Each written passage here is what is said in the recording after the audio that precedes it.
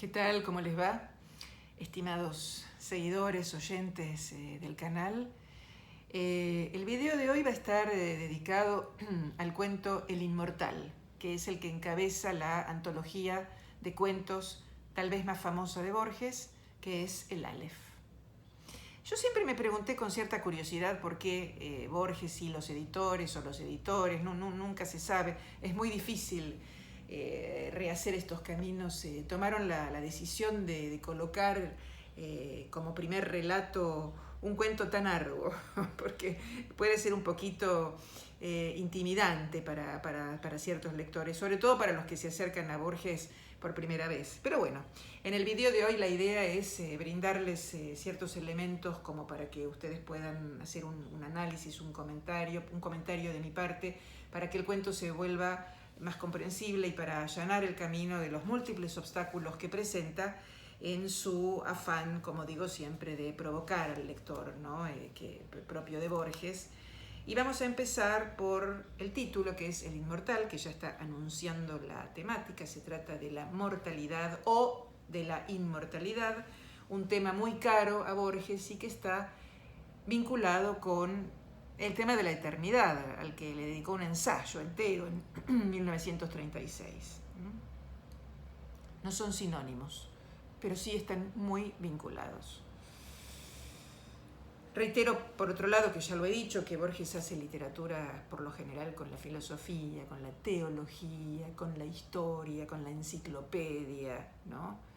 Y en este cuento, esta materia que constituye, que va a incorporarse y que se va a encarnar en el relato escrito por Borges, tal vez la tenemos de modo espectacular o paradigmático, ¿no? Porque está la enciclopedia, está la historia, ¿no? Hay figuras míticas, hay una serie de cuestiones que de alguna manera tienen que ver con ese enciclopedazo que a uno le tira a Borges, ¿no? Y que muy a menudo inhibe la lectura. Yo siempre recomiendo, y no me canso de decirlo, que lo ideal es ir marcando, cada uno tiene su método, con un lapicito, con un marcador, dependerá, todas aquellas palabras, topónimos, antropónimos, nombres de lugares, de personas, lugares históricos, que luego se buscarán, porque si los buscamos en el momento de la lectura, realmente la malogramos por completo.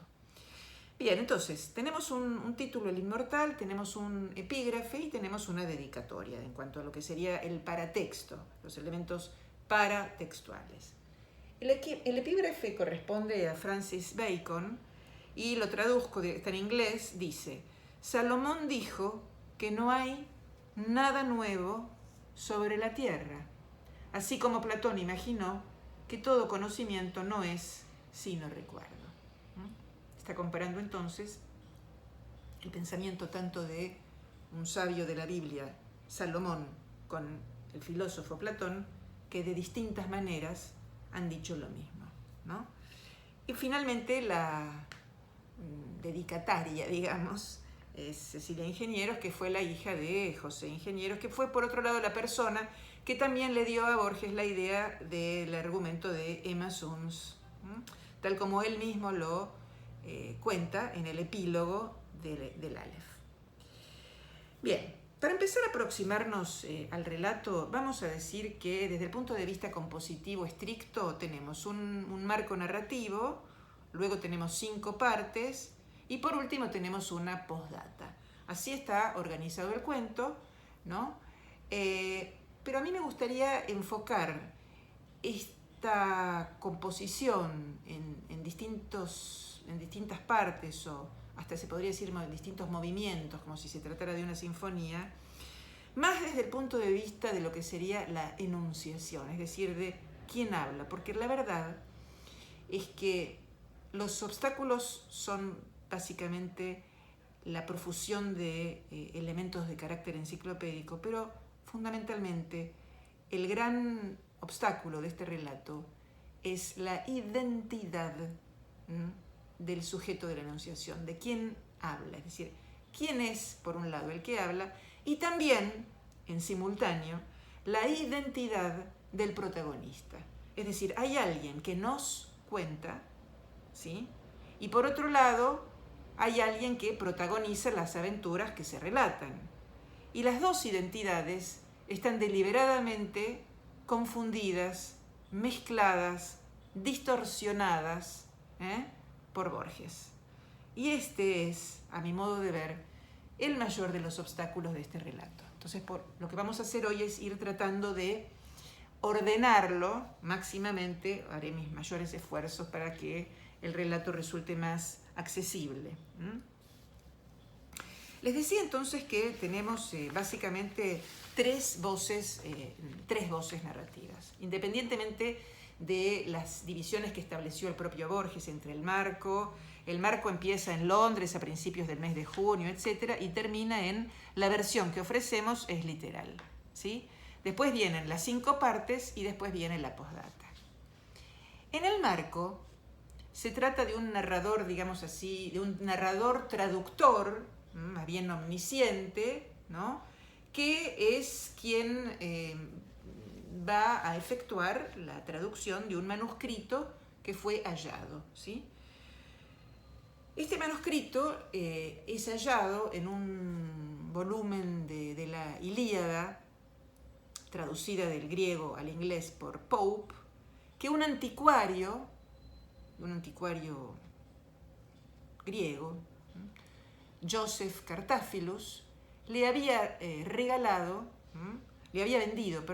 vendido a la verdad que no queda muy claro, porque dice, ofreció a la princesa de Lusange los 6 volúmenes en cuarto menor. O sea que ese ofreció, no queda muy claro si se los vendió o si se los regaló, pero es realmente muy secundario. En todo caso, Joseph Cartaphilus, que era un anticuario, le vende o le regala a la princesa los volúmenes de la Ilíada de Pope, traducida por Pope en inglés, y la princesa, ¿sí?, unos meses más tarde, cuando se entera de la muerte del anticuario, luego de enterarse de la muerte del anticuario, encuentra un manuscrito. Es un tópico literario el del manuscrito hallado. Y por lo tanto, el sujeto de la enunciación, el que está hablando aquí, es el traductor que dice, la versión que ofrecemos es literal. Por lo tanto, el marco corresponde a un traductor anónimo, no sabemos quién es, que se va a dedicar a verter al castellano el original que ha sido hallado en inglés, ¿sí? Muy bien, entonces tenemos un narrador de carácter omnisciente, digamos un narrador cuyo nombre ignoramos por otro lado, y que además funciona o es un traductor, ¿sí? Este es el marco narrativo. Digo esto porque en su interior vamos a encontrar el texto que relata las aventuras, ¿sí?, y que es el famoso manuscrito hallado. En el manuscrito hallado hay que decir que tenemos básicamente 2 sujetos de la enunciación, 2 narradores, digamos así, y también 2 protagonistas, que son el anticuario Joseph Cartaphilus, ¿sí?, que luego vamos a ir viendo que en realidad descubre que fue Homero. Es decir, el cuento está muy embrollado, es como una madeja, ¿no?, también es otro cuento laberinto donde nos perdemos, donde el lector tiene que volver varias veces para poder situar, como les decía, quién habla, quién protagoniza, etcétera, etcétera. Y los nombres no están elegidos por casualidad, porque Joseph Cartaphilus es uno de los nombres del personaje mítico del judío errante, que es un personaje, que es un mito que, según he leído, surge en Europa Central. El judío errante es la figura del judío que le habría negado a Cristo agua cuando Cristo estaba muriendo en la cruz y que por lo tanto es condenado, ¿sí?, a errar indefinidamente. Encontramos, por ejemplo, la figura del judío errante en el Zair, ¿no?, Isaac Laquidem, por ejemplo, que es otro de los nombres del judío errante. Y esto no es casualidad, porque Joseph Cartaphilus, que vamos a decir que es, entre comillas, el narrador, para simplificar las cosas, aunque es mucho más complejo que esto, de todo el manuscrito hallado, digo, Joseph Cartaphilus, el judío errante, es el errante narrador protagonista que va a viajar hacia atrás, muy hacia atrás, hasta llegar a Homero, digamos, que es nada menos que, podríamos pensar, el más inmortal, ¿no?, de los poetas. Entonces aquí tenemos muchas cuestiones. La inmortalidad de Homero, ¿sí?, por un lado, y la elección de Borges del nombre de este sujeto protagonista de todo el manuscrito hallado, que va cambiando de identidad, pero que por comodidad vamos a llamar sencillamente Joseph Cartáfilos, el judío errante.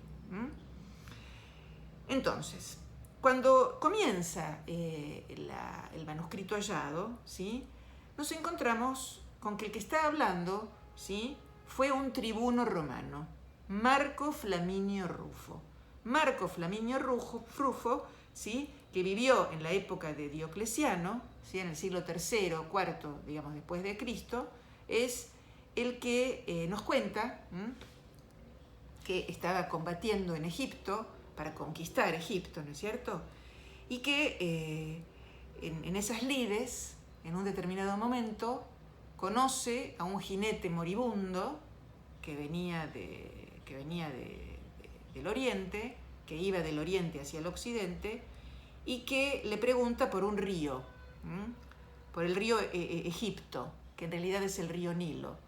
Y entonces el tribuno le responde y el jinete, que ya está prácticamente, bueno, el jinete moribundo, le responde: otro es el río que persigo, replicó tristemente, el río secreto que purifica de la muerte a los hombres. Y es así como Marco Flaminio Rufo se entera de la existencia de una ciudad de los inmortales y de un río cuyas aguas otorgan la inmortalidad, ¿sí? Entonces, el tribuno se provee, digamos así, de 200 soldados y de un grupo de mercenarios, arma una gran expedición para dirigirse hacia el occidente, ¿no? Estamos desde la India, desde el otro lado del Ganges, hacia el occidente, es decir, de la India viene el mito, del otro lado del Ganges nace el mito de la existencia de la ciudad de los inmortales, y entonces el tribuno romano va a dirigirse hacia ella para conseguir la inmortalidad, justamente. El viaje es desesperante, hay traiciones, hay deserciones, descubre que lo quieren matar, hay sediciones, y finalmente el tribuno se queda solo. Se queda solo en medio de un desierto y se queda dormido, ¿no? Y ahí termina lo que Borges llama la primera parte del manuscrito hallado. En la segunda parte asistimos a un laberinto completamente distópico, es la ciudad de los inmortales, que tiene una arquitectura verdaderamente atroz, ¿sí? El protagonista, el tribuno romano, está muerto de sed, ¿no?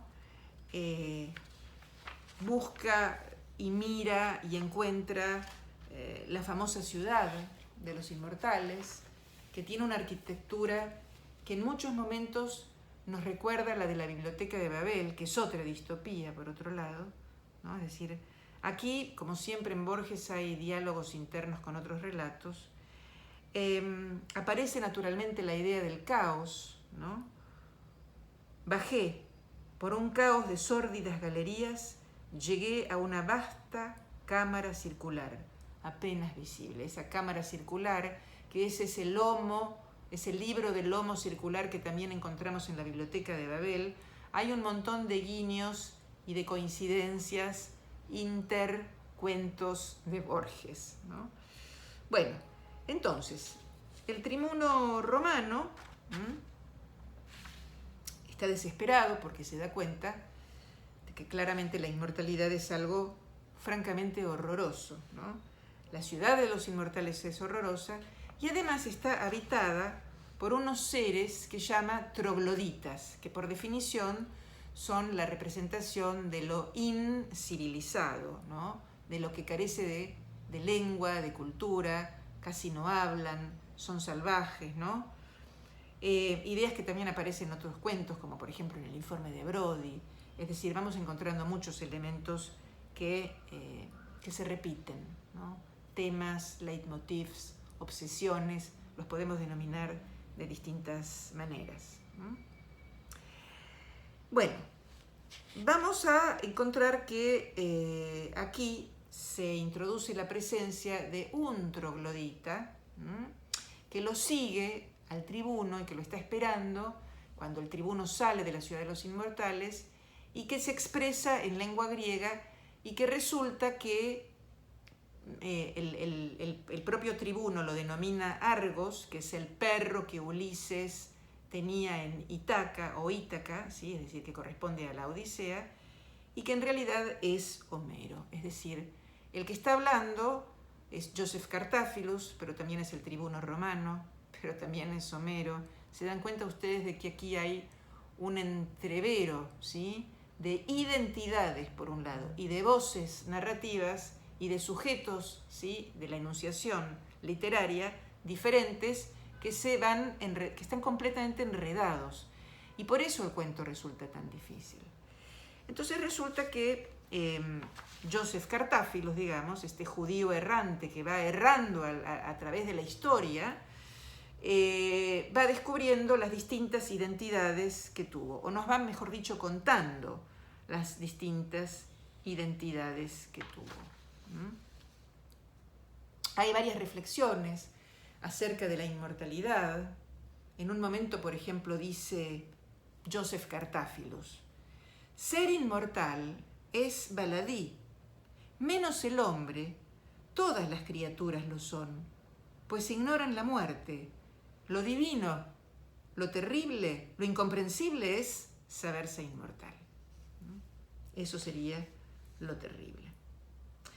Aquí también podríamos pensar que Joseph Cartáfilos hace una suerte de viaje en su errancia, digamos, en la historia, a través de las múltiples identidades que tuvo, y no podemos dejar de pensar en la idea del karma, ¿no?, y de la reencarnación en vidas sucesivas, que es una idea tomada del budismo que a Borges también le fascinaba. Entonces, este ser, digamos, inmortal, que en un momento deja de serlo, lo cual por otro lado es una contradicción y una gran paradoja, tuvo a lo largo de sus múltiples vidas muchas identidades, ¿sí? Por ejemplo, en el año 1066, ¿sí?, participa, digamos, en una lucha que hubo entre noruegos y vikingos, y dice que no sabe de qué lado estaba, ¿no? Después fue, digamos, un musulmán, digamos, ¿no? Después fue un astrólogo, después reaparece en 1638, después reaparece, en otra ciudad, en Leipzig, en 1714. En 1729, discute, no se sabe dónde, con el crítico Giambattista, de cuestiones literarias. Luego se embarca hacia Bombay en 1921, es decir, nos va contando toda una serie de aventuras y de las distintas identidades o las distintas reencarnaciones, podríamos pensar, ¿sí?, que ha vivido a lo largo de lo que podría ser la rueda de la vida, ¿no?, en esa inmortalidad. Pero es una inmortalidad que en realidad se termina, ¿no? Porque en un momento dado dice: bajé, recordé otras mañanas muy antiguas, también frente al Mar Rojo, cuando yo era tribuno de Roma, y la fiebre y la magia y la inacción consumían a los soldados. En las afueras vi un caudal de agua clara. La probé, movido por la costumbre. Al repechar la margen, un árbol espinoso me laceró el dorso de la mano. El inusitado dolor me pareció muy vivo. Incrédulo, silencioso y feliz, contemplé la preciosa formación de una lenta gota de sangre. De nuevo soy mortal, me repetí. De nuevo me parezco a todos los hombres. Esa noche dormí hasta el amanecer. O sea que hay un inmortal que descubre que la inmortalidad es atroz, pero sale de la inmortalidad. O sea que uno cabría preguntarse si realmente era inmortal, dado que salió de la inmortalidad, dado que realmente consiguió morir, ¿no? Después hay toda una cuestión relativa a lo literario. En un momento dado, Joseph Cartáfilos dice: he revisado al cabo de un año estas páginas. Me consta que se ajustan a la verdad, pero en los primeros capítulos y aún en ciertos párrafos de los otros, creo percibir algo falso. Ello es obra, tal vez, del abuso de rasgos circunstanciales, procedimiento que aprendí en los poetas y que todo lo contamina de falsedad. Esta idea lo encontramos en el Aleph, la encontramos en el Zahir, la encontramos en otros textos de Borges. Ya que esos rasgos pueden abundar en los hechos, pero no en su memoria. Creo, sin embargo, haber descubierto una razón más íntima. La escribiré, no importa que me juzguen fantástico. ¿No? En el Aleph dice: esta historia quedaría contaminada de falsedad. Hay muchas, ideas congéneres, o hay muchas reflexiones congéneres de si lo cuento entonces se convertiría en literatura y quedaría contaminado de falsedad, que aparecen sembradas a lo largo de toda la obra de Borges. Por otra parte, tenemos en el manuscrito hallado algo que se podría considerar la nadería de la personalidad, que es un ensayo muy temprano del joven Borges de la década del 20, donde dice: todos somos todos y no somos nadie, ¿no? Yo he sido Homero, en breve seré nadie, como Ulises, en breve seré todos, estaré muerto, ¿no? Soy todos y soy nadie. Esto lo encontramos sobre todo en la poesía de Borges, ¿no? Entonces, cuando termina el relato de los trabajos, como había empezado a decir, del tribuno romano, es decir, de Joseph Cartáfilos, ¿sí? Del errante protagonista que va recorriendo sus distintas vidas, nos encontramos con una postdata que al lector de Borges no lo sorprende, ¿no? Porque tenemos postdatas un poco por doquier, ¿no? Fundamentalmente en el Aleph, como cuento paradigmático. Esta postdata corresponde al año 1950 y es muy interesante porque se trata de Borges, es Borges el que está hablando, ¿sí? Contándonos que encontró muchos comentarios acerca de este manuscrito hallado, pero que el comentario más interesante corresponde a Nahum Cordovero. Y ese comentario tiene un nombre muy curioso que es A Coat of Many Colors, un abrigo de muchos colores, y dice que es un centón. Bueno, vamos a detenernos un momentito. Ya el nombre, Nahum Cordovero. En lo que se conoce como la cábala del exilio, es decir, cuando los judíos son expulsados de España, hay una figura muy importante, una es Luria, otro es Moisés Cordovero. O sea, Borges le cambia el nombre de pila, lo llama Nahum, pero se trata de un cabalista, y no es casual que se trate de un cabalista cuando se trata de justamente interpretar, de hacer hermenéutica respecto de los textos. Entonces Borges nos dice que Cordovero dice que el manuscrito hallado es un centón. Un centón es como una especie de patchwork literario, compuesto por distintos fragmentos de distintos escritores, ¿no? Y que este centón, este patchwork, estaría armado con textos de Plinio, de De Quincey, de Descartes y de Bernard Shaw, ¿no? Entonces, Borges dice que Cordovero dedujo, ¿sí?, que el documento, el manuscrito hallado, es apócrifo, ¿sí? No sé si me pueden ir siguiendo. Borges nos cuenta que lee los comentarios acerca del manuscrito hallado y que hay un tal Nahum Cordovero que estima que el documento es apócrifo y que se trata de un centón. Es centón con C, que es una palabra un poco tal vez nueva para muchos de ustedes, pero es eso, es decir, es un patchwork hecho de distintos fragmentos. Y luego el propio Borges, sujeto textual, toma la palabra para decir que él no está de acuerdo con Cordovero. Él no piensa como Nahum Cordovero y dice que la conclusión es inadmisible. A mi entender, la conclusión es inadmisible. Cuando se acerca el fin, escribió Cartáfilos, dice Borges, ya no quedan imágenes del recuerdo, solo quedan palabras, que efectivamente esta es una frase que toma del manuscrito hallado y que ustedes la van a encontrar. Palabras, palabras desplazadas, mutiladas, palabras de otros, fue la pobre limosna que le dejaron las horas y los siglos, ¿sí?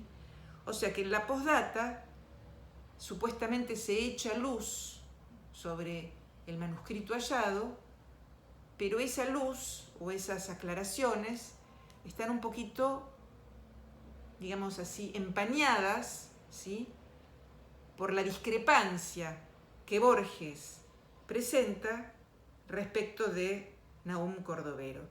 Es decir, que hay alguien que dijo una cosa, pero Borges se permite dudar de ella y decir la contraria, ¿no?